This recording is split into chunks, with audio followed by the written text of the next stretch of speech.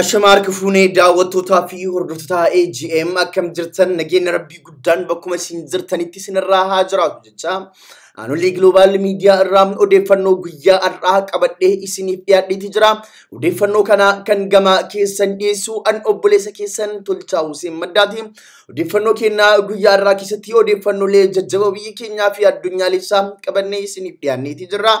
Tamsaasni keenya idilee guyyaa guyyaan AGM irraa isiniif darbu bifa salphaa ta'een akka isin bira ga'uuf warroonni YouTube channel keenya subscribe godhin YouTube channel keenya subscribe godhachuudhaan miseensa maatii keenya ta'a jecha makallattiiwwan gara odeeffannoo keenya guyyaa irraatti isin ceesifna. Ayyaanni Irreechaa bara 2011 biyya Norwee magaalaa Berganitti kabajame.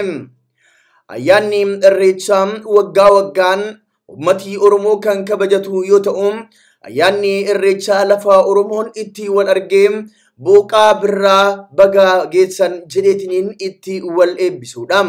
Ganna bacaqii keessa darbee booqaa birraa yeroo gahu Oromoon wal argee walitti dhufuudhaan waaqa isaa kadhatee nagaa wal gaafatee firri wal argee gammadee taphatee waaqa isaa galateeffatee irreeffatee gara mana isaatti gala. Kinootiin Irreechi bara kanaas dhufeetii jira. Yeroo jalqabaaf biyya Norwee magaalaa Berganittis kabajameetii jira. Egaan daawwattootaa fi hordoftoota keenya kabajamoo isin hoo biyya jirtanii fi lafa jirtanitti ayyaana Irreechaa duudhaa aadaa uummata Oromoo ta'e kana kabajachuudhaaf qophiin isin godhaa jirtan maal fakkaatan gaafii hundi keenya wal gaafachuu qabnudha. Ayyaanni Irreechaa egaa askaluutii aadaa fi duudhaa uummata Oromoo bira darbuudhaan dirree qabsoon akka ta'ettis hubatameetii jira. Keessumaayyuu biyya keessatti Oromoon yeroo wal argu lafa sanitti erga wal gahee ayyaana irreeffatee aadaa fi duudhaa isaa kana sirnaan kabajatee booda mootummoota abbaa irree irratti finciluudhaan beekama. Waggootaan kurnan darban biyya keessatti Irreecha irratti qabsoo fincila diddaa gabrummaa finiisaa turuun kennas ni yaadatama. Ammallee biltsiginnaa irratti qeerroowwan lafaa Irreechaatti yeroo irreeffatanii geessan sagalee mormii ni dhageessisu jedhameetiin eegama. Mootummaan sodaa kanaa irraa kan ka'e Irreecha akkuma duraanii nama murtaa'een akka kabajamu dhiibbaa gochuun hin oolle sodaan jedhus jira. Egaa waan hunda itti dhufneetii agarra.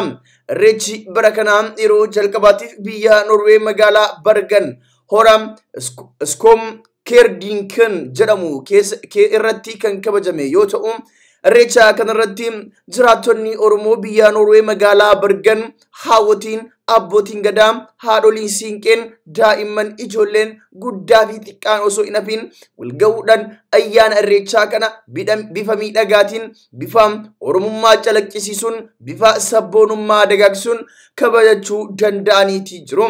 Hundi keessan lafa jirtanitti Irreechaaf of qopheessaa jechuudhaanis yaamicha taasisaniitii jiru. Odeeffannoo keenya gama biraatiin alaabaan sadi naannoo Amaaraa filannoof dhiyeessee jira. Naannoon Amaaraa alaabaa isaa amma naannichi itti fayyadamu jijjiiruudhaaf arma dura caffee naannoo Amaaraa haal duree dhiyeessee irratti mari'achuun isaatis ni yaadatama.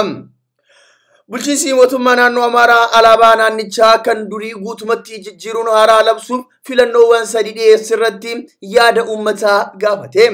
Kominikeeshiniin naannoo Amaaraa filannoowwan alaabaa sadiin dhiyaatan irratti uummatni yaada akka kennu jimaata miidiyaa hawaasaa gubbatti maxxanse.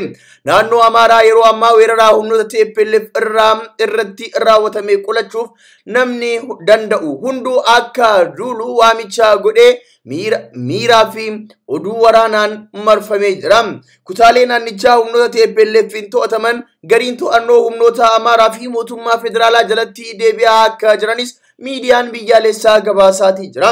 Mootummaan naannichaa gama kominikeeshinii isaatiin ibsaa baaseen wabii jireenyaa isaa irratti aggaamii garee TPLF godhamee qolachaa jirra jedhe. Naannicha haala waraanaa keessa jiraatus hojii uummataa fi mootummaa biroo raawwachuun dirqamaadhas jedheetii jira. Garuu haalli amma loltoonni TPLF itti guddaa jiran kanaaf carraa baay'ee isaaniif kennaa hin jiru.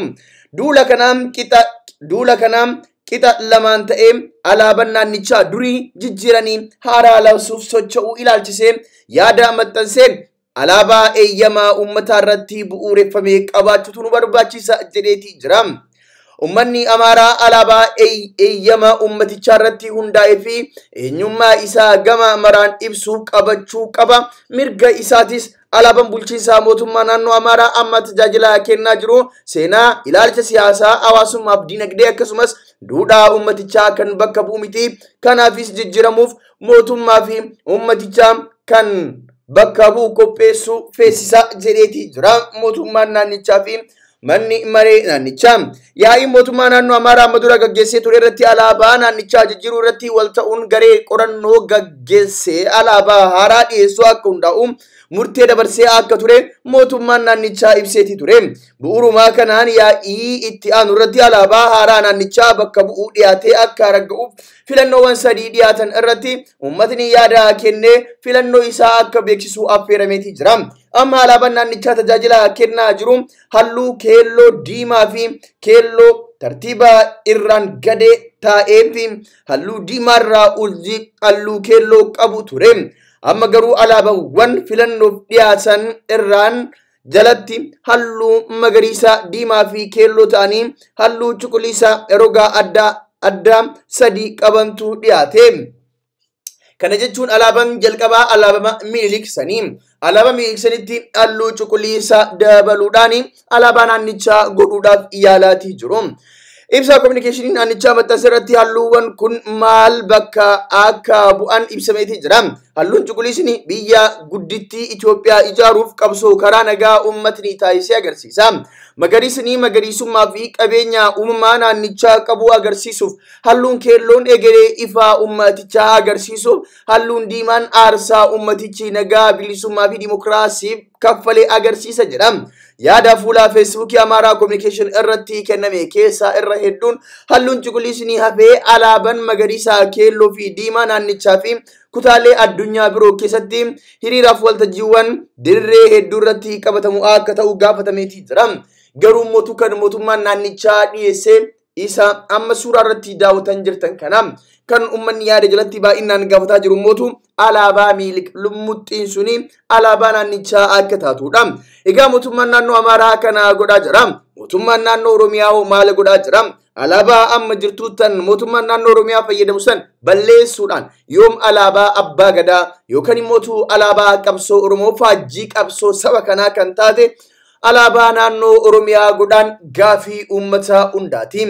Egaan daawwattootaa fi hordoftoota keenyaa kabajamoo guyyaan sabni keenyallee bilisoomee alaabaa isaa, alaabaa haqaa, alaabaa qabsoo isaa, alaabaa abbaa gadaa yookaan immoo alaabaa faajjii qabsoo isaa taatee alaabaa teennam mootummaa naannoo Oromiyaatiif alaabaa dhaabbataa taasisan fagoo miti. Mootummaan amma jiru kun yoo xiqqaate homa kunallee godhuu danda'uu qaba ture.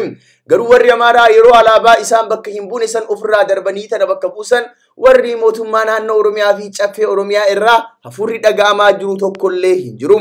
Kana jechuun jarandi tuniin jaram gatii hin qabne jara gaafii Oromoo deebisuu miti. Alaabaa naannichaatu alaabaa uummata Oromootii fi qorqalbii hawaasaa Oromoo bakka bu'uu fi gammachiisu akka ta'u gochuu hin danda'in ta'uu nama agarsiisa jedhaniiti jiru hayyoonni siyaasaa. Odeeffannoo kennaa irraa maayitiin Niwuzilaand seera farra shororkeessummaa akka jabeessitu himte. Muummeen ministeera Niwuzilaand Jaasindaa Ardarniin haleellaa jimaata jiddugala gabaa keessatti raawwate booda seera farra shororkeessummaa biyyattii akka fooyyessan himan. Namichi lammii Sri Lankaa jiddugala gabaa keessatti namoota 7 haaduun waraanee madeesse. Namtichi haleellaa kana raawwatee boodarraa poolisiin rasaasan dhabamee ajjeefameetii jira. Namtichi kun amma dura irra deddeebiin poolisiin to'atamee kan ture yoo ta'u bu'uura seeraa ittiin hawaasa keessaa akka bahu godhamu akka hin jirre muummeen ministeera Jaasindaan. Kanaafis seera farra shororkeessummaa biyyattii fooyyessuun barbaachisaa ta'uu himaniiti jiru. Egaan daawwattootaa fi hordoftoota keenyaa kabajamoo odeeffannoowwan ammaaf qabannee isiniif dhiyaannee odeeffannoowwan kana odeeffannoowwan biraatiin immoo yeroo biraa deebinee hanga wal agarrutti tika rabbii keessa nuuf jiraadha.